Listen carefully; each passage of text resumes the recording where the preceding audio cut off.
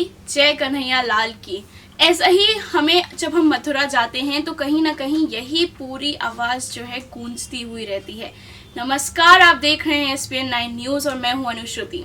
आज हम बात करने वाले हैं उत्तर प्रदेश के उस शहर की जिसको मथुरा कहते हैं। एक ऐसा शहर जहां पर कृष्ण लीला चलती है, जहां पर कृष्ण जी को इतना माना जाता है और जहां पर राधा कृष्ण की जोड़ी की पूजा की जाती है। आज हम उस शहर के बारे में बात करने वाले हैं, आज हम उस कॉन्स्टिट्यूएंसी के बारे में बात करने वाले हैं। लोकसभा 2019 का आगाज हो चुका है और 18 अप्रैल को दूसरे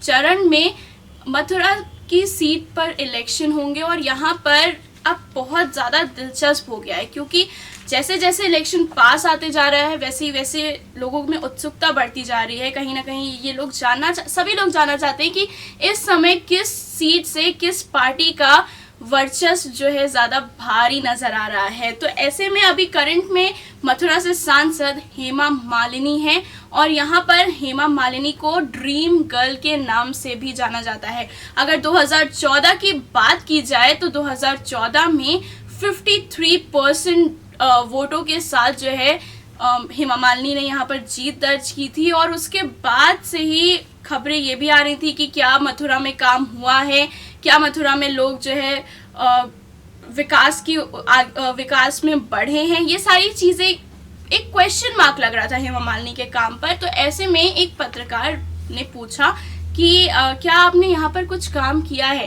तो हेमा मालिनी का एक आंसर आता है, बहुत भोला सा आंसर आता है। वो कहती हैं कि मैंने यहाँ काम तो किया है लेकिन अब मुझे हर काम याद नहीं रह सकता। तो हेमा जी से एक हमारा भी क्वेश्चन है कि आपने ऐसे कितने काम किए हैं कि आप अब गिनवा ही नहीं पा रही हैं। क्या मथुरा में एजुकेशन की हालत जो है वो सुधर गई है?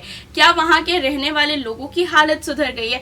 या अभी हाल ही में जब आप किसानों से मिली, जब वहाँ की औरतें जो थी आप उनसे मिली, तो वहाँ पर क्या आपने जो धन काटे उसके अलावा आपने उनसे कुछ बातें की? क्या आपने उनसे उनकी हालत जानने की कोशिश की? क्योंकि अगर लोकल्स की माने, अगर ग्राउंड रिपोर्ट की माने तो आप तो वहाँ पर गए, मथुरा गए, आप 1 घंटे अपने गेस्ट हाउस में रुके, वहाँ पर वो किसान जो ऑलरेडी धूप में तप कर आपका वेट कर रहे थे वो और ज़्यादा आपका 1 घंटे वेट किए।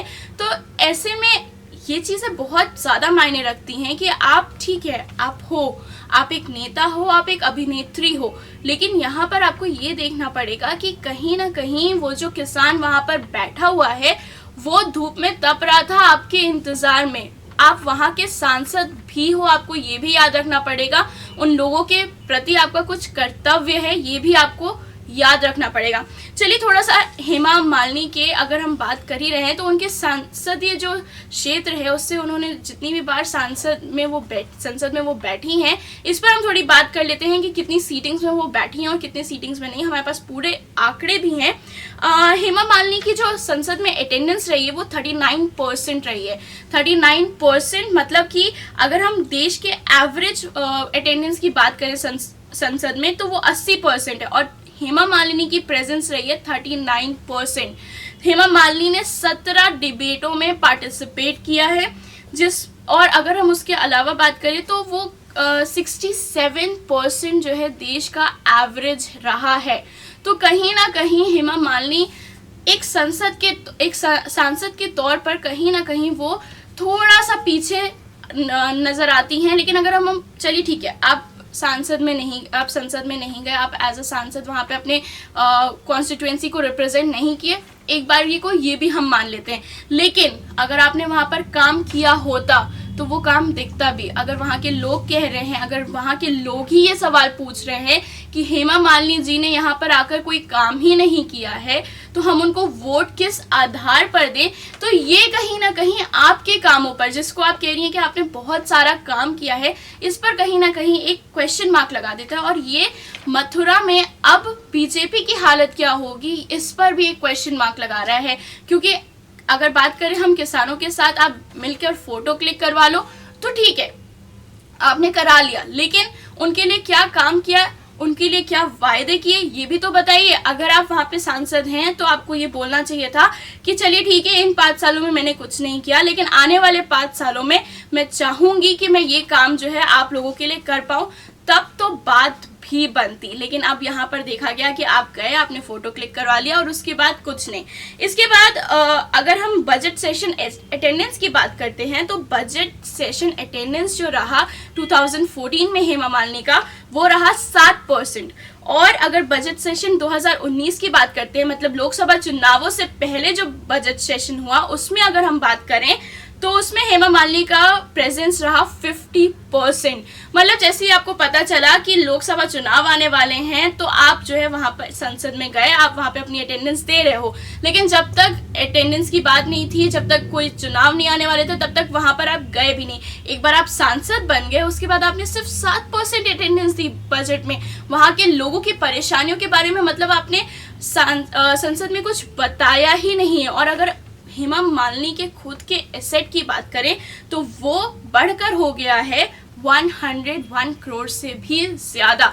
ये हेमा मालिनी का अकेले का नेटवर्थ है जिसको हम कहते हैं। और आप देखिए, सब कुछ सही है, आप सब कुछ कीजिए, लेकिन जिस कॉन्स्टिट्यूएंसी को आप रिप्रेजेंट कर रहे हैं एटलीस्ट उसके बारे में भी सोचिए। क्या मथुरा में इतना विकास हो गया है कि आपको संसद में जाकर उनकी जितनी भी चीज़ें हैं, जितनी भी मुश्किलें, उन्हें नहीं उठाना पड़े? तो खैर ये देखना होगा कि अब यहाँ की जनता जो है किसे चुनती, क्योंकि अगर मथुरा की डेमोग्राफी की बात करें तो यहाँ पर मुस्लिम और जाट वोटर्स जो हैं वो ज़्यादा हैं। और कहीं ना कहीं अब यहाँ पर बीजेपी का थोड़ा सा पलड़ा कम भारी लग रहा है। लेकिन ये 23 मई को पता चलेगा कि क्या यहाँ से हेमा मालिनी एक बार फिर से संसद में आती हैं या नहीं आती हैं एज अ सांसद। तो ये देखना बहुत दिलचस्प होगा और इसके लिए आप और मैं सभी लोग जो है वेट कर रहे हैं। तो इसको देखते रहिए और लोकसभा चुनावों से जुड़ी हुई बाकी सब खबरों के लिए भी हमारे चैनल को ज़रूर स्क्रॉल करते रहिए और देखते रहिए कि क्या कुछ नया हम लेकर आ रहे हैं। ऐसी ही कुछ खबरों के लिए हमारे चैनल SPN9 न्यूज़ को सब्सक्राइब कीजिए। धन्यवाद।